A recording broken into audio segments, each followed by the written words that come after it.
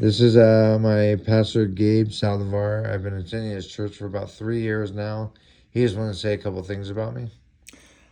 I just wanted to just be a reference for James Votaw. Again, my name is Gabriel Saldivar. I'm the pastor of Life Church of Orange. I've known James for close to 3 years. He's been attending faithfully the church. He's here every Sunday, and most Thursdays. We have a Thursday Bible study that he is involved. Basically, every time the church is open, James is here. Uh, James has had quite a change in his life, and his commitment to the Lord. He's a faithful Christian. He had a past, but that's not who he is any longer. He's no longer involved in drugs. He's always clean. Like I said, we see him at least twice a week. So there's no, and if he's ever gone, he lets us know in advance that he's not going to be with us, and he'll be, where he says he's going with his, on trips and what have you, or a, visit. But he's sober, and so we see the evidence of that every week, twice a week, up to twice a week usually. He also shows us, what he's been doing, helping people. There's several people on the streets that James goes out of his way to go help. And this is of his own accord that he does this. And so he's just a real encouraging person. He loves people. He cares about people. He loves his daughter. And he wants to have a restored relationship with her, and just, he's trying to do his best to make that good with him and his daughter Sawyer. Like I said, I can say nothing but wonderful things about James. He's always of a good attitude, good heart. Every time we see him, he's never angry. He's never frustrated. He always has a wonderful demeanor, kind. Just he's a pleasure to be around. He's a blessing to be around. And so I just wanted to take this time to give testimony of James Votaw and the person that I know and that I see each week. And so I'm asking as well, would you consider giving James more time with his daughter and to help that relationship to become much stronger? Thank you very much. Hello, Judge and people of the court. My name is Corey Keating. I'm a Navy veteran, small business owner, father, and friend of James since the 4th grade. I want you to understand that I present my testimony honestly and in good faith. To begin, we are all here today because of a broken family that is in desperate need of repair. This family was torn apart by the previous addiction that captivated James. I'm not qualified to act as a medical expert, but I served as a Navy corpsman for 6 years. I worked in clinics, hospitals, radiology, and emergency medicine. In addition, I graduated with a bachelor's degree in biochemistry with honors. I can only state that the ultimate demise of this family has been clinically linked to an irresponsible dosing of painkillers post-operation while James was serving as a U.S. Marine. I was not present during this time in James's life, but this event seems to be the catalyst and evil that devastated this young family. James reappeared in my life early last year, a changed man. I took pity on James due to his medical conditions and history. I decided to donate countless hours to helping James and reigniting our friendship. I can attest that James is a changed man. He had a come to Jesus moment on his deathbed that resurrected his will to change and become a better human being. Unfortunately, James is probably appearing before the court today without representation. I say unfortunately because Sawyer is all that James ever talks about. Sawyer was and continues to be the main reason for James's improvement. When I have James list his goals, getting back into Sawyer's life is without question always number one. I say unfortunately because I feel that James is at a disadvantage due to his lack of financial ability. This does not come without effort. I loaned James $7,300 to seek representation. Let's just say that money did not last long. Even though James has been paying me back $300 a month, I can no longer afford to help him financially. I want to conclude by saying this. Like all of us, James deserves a second chance. We all know a family member, friend, or acquaintance who has struggled with addiction. You probably passed by many people today on your way to the courthouse. It's an epidemic. In my opinion, this epidemic is exacerbated by the destruction of too many families. Too many children are growing up in broken homes without parents that love them or parents that are too stressed out to care. Judge, standing before you right now is a father that cares.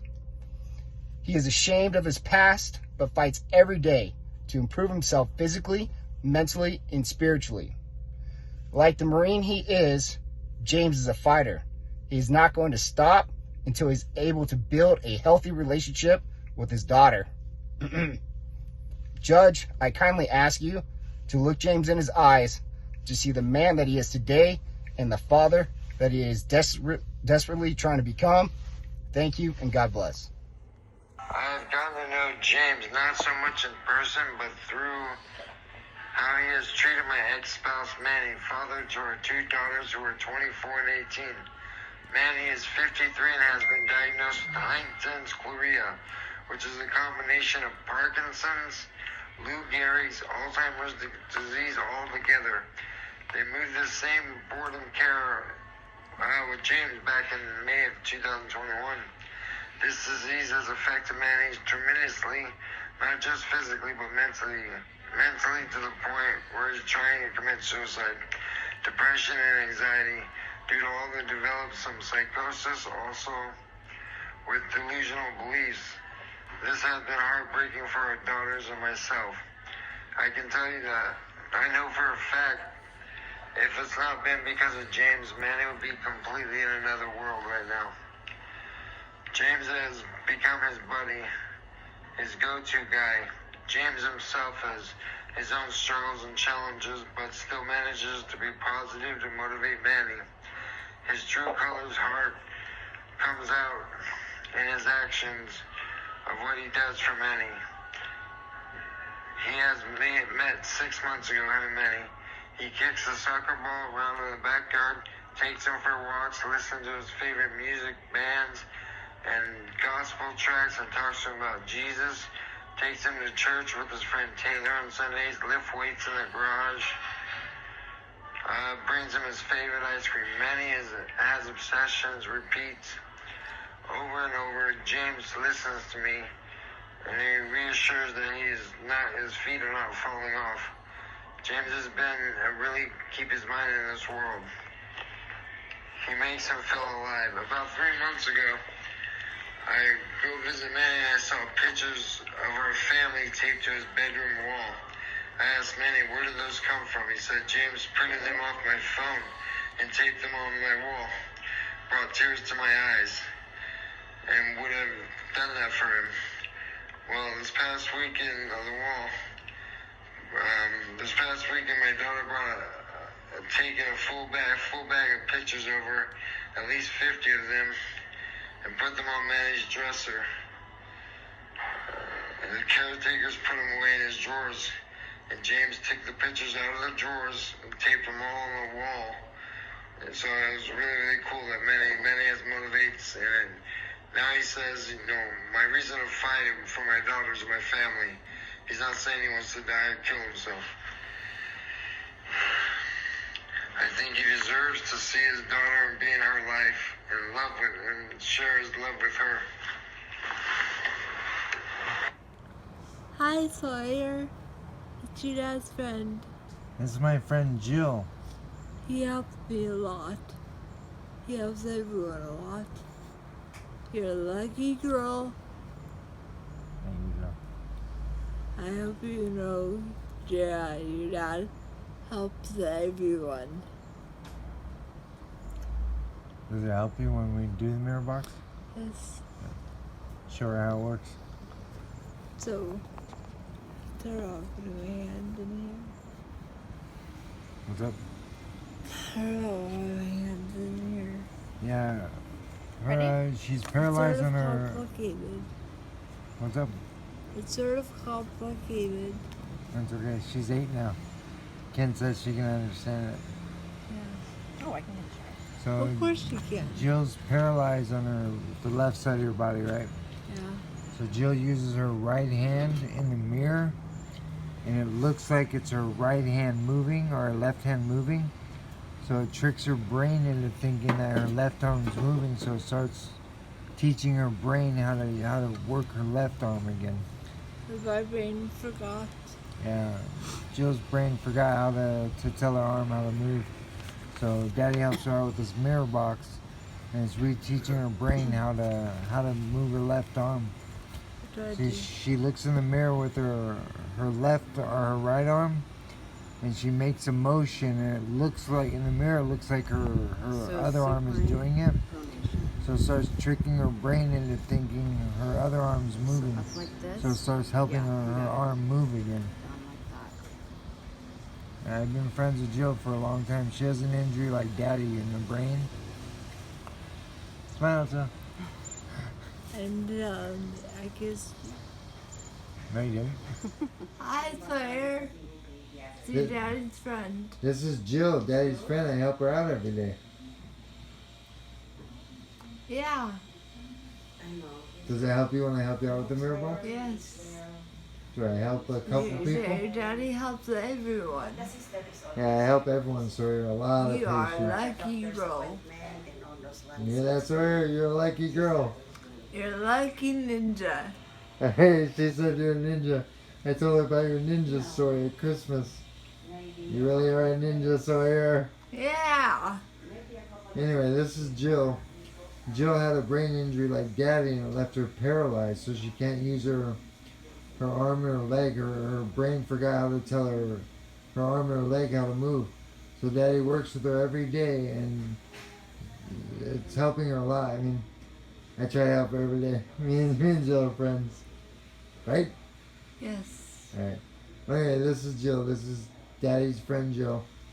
Yeah. Hi Sawyer. Happy birthday. Isn't she beautiful?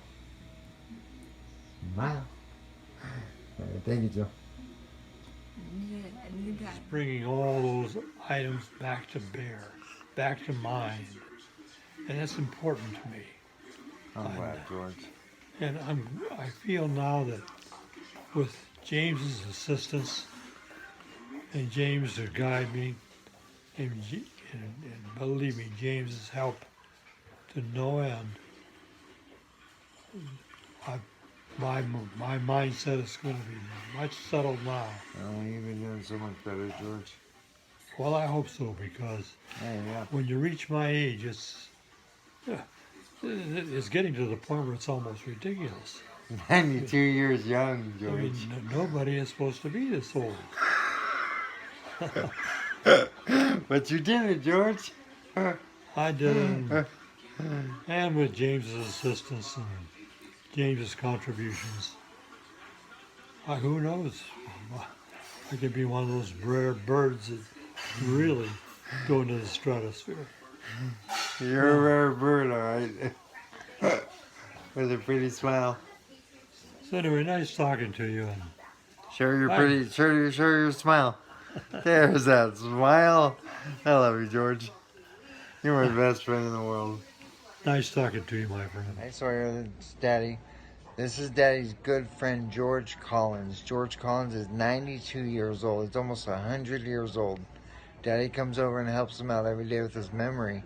Him and then I come over and help James, he's deaf, so I help him out with sign language. Say hi, George. Hi, Sawyer. Sawyer, good to see you. I hope I can see you, darling, but I just can't get there. I'm not mobile. That's my problem. I'm just a little too old. You're not old. But James has helped me a lot. He's a Do you good, enjoy the help with the memory? Has it been helping? yeah. He's a good kid, and he's doing everything he can to help an old man. But I hope it was somehow possible we could meet. But if not, just I want you to know that I love you and I love James. And God bless both of you. Thank you, George. Show me those teeth. James Votaw is a winner. So I have a question, George. Do you think I'm a good father? Do you think I should be in Sawyer's life? You definitely should be in Sawyer's life. You're a good father, and not only that, you're a good man. I appreciate that. And you're a man's man. I appreciate that. My problem was the drugs. I used to be on drugs with my ex-wife. So I mean, I did some stuff to her that deserves for me not to be a part of my daughter's life for sure. But I've survived. We have certain items that possibly should not have been a part of our life, but they were and they are. Bringing all those items back to bear, back to mind, and that's important to me. I'm glad, George. And I feel now that with James's assistance and James to guide me, and believe me, James's help to no end, my mindset is going to be much settled now. Oh, you've been doing so much better, George. Well, I hope so, because Yeah. when you reach my age, it's getting to the point where it's almost ridiculous. 92 years young, I George. mean, nobody is supposed to be this old. But you did it, George. I did it, and with James's assistance and James's contributions, who knows? I could be one of those rare birds that really go into the stratosphere. You're a rare bird, all right. With a pretty smile. So anyway, nice talking to you. And Show your smile. There's that smile. I love you, George. You're my best friend in the world. nice talking to you, my friend.